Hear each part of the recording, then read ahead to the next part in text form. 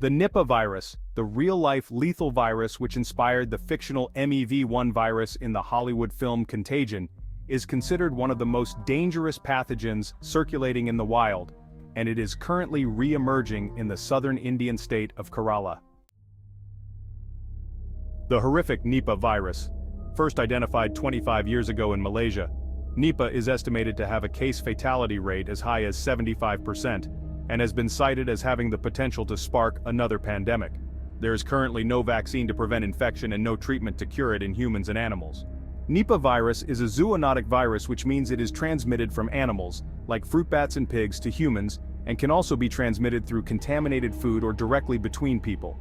In infected people, it causes a range of illnesses from a symptomatic infection to acute respiratory illness, but the scariest lethal symptom is encephalitis, which is swelling and inflammation of the brain. Initial signs and symptoms of Nipah virus infection include fever, headaches, myalgia or muscle pain, vomiting, and sore throat. This can be followed by dizziness, drowsiness, altered consciousness, and neurological signs that indicate acute encephalitis. Some people can also experience atypical pneumonia and severe respiratory problems, including acute respiratory distress. Initial signs and symptoms of Nipah virus infection are nonspecific, and so diagnosis is often not suspected at the time of presentation. This hinders accurate diagnosis and creates challenges in outbreak detection, effective and timely infection control measures, and outbreak response activities.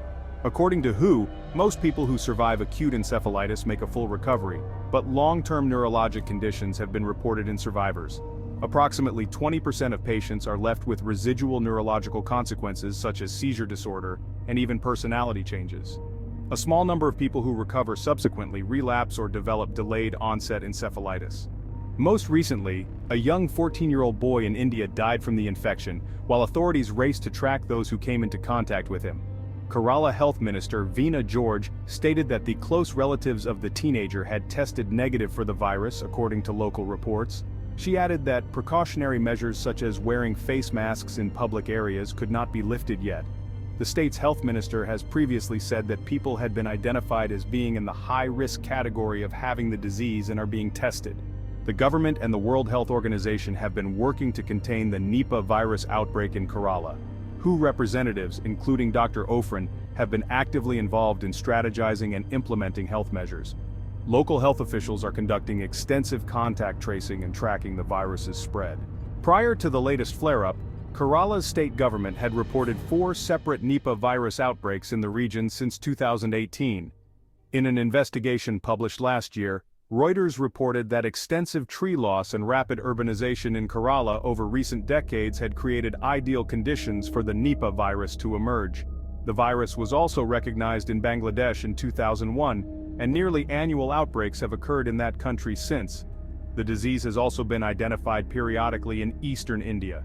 Other regions may be at risk for infection, as evidence of the virus has been found in the Teropu bat species, and several other bat species in a number of countries, including Cambodia, Ghana, Indonesia, Madagascar, the Philippines, and Thailand. The World Health Organization has issued several recommendations to prevent the spread of the Nipah virus. These include avoiding exposure to bats, sick pigs, and infected people, ensuring proper hygiene, especially hand washing, and avoiding consumption of raw date palm sap. Additionally, it is crucial to wash fruits thoroughly and avoid those with bite marks.